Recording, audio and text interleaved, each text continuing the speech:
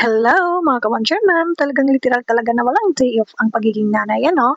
Kahit may ininda tayong sakit, asikaso pa rin sa anak.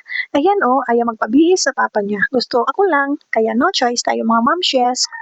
Kahit hirap igalaw ang leeg, pero for the go pa rin tayo, agwanta is life talaga. Pero syempre, dahan-dahan lang muna ang kilos kasi masakit pa talaga ang leg ko ngayon, hindi makayuko ng diretso. Hindi rin makalingon ng maayos, pero okay na rin to sa akin kasi at least may ginagawa. Kapag nakaupo lang ako o nakahiga, parang mas nahihilo pa ako. Kaya galaw-galaw pa rin, pero ingat, after nito, plano ko pa rin maglakad-lakad sa labas. Kahit kunti lang at mabagal lang kasi hindi pwede na patagalin natin ang sakit. May mga anak tayong umaasa sa atin. At syempre, mga ka-Wonder sinabayan ko na rin ng konting ligpit-ligpit kasi hindi lang ako nakapaglinis ngayong araw sa sala, ayan na mukhang payatas na agad dito sa loob. Ang daming basura. Mga ginunting na papel ng anak ko, mga kulay-kulay na kalat. Diyos ko po, welcome to mom life talaga.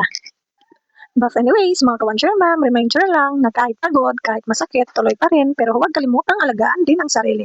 Hindi tayo robot, nanay tayo. Kung ikaw rin ay may iniindang sakit, pero lumalaban pa rin araw-araw, yakap mahigpit sa'yo. Kaya natin to. Dahan-dahan lang, pero tuloy. Salamat sa panunood mga ka-Wonder See you sa next mini vlog.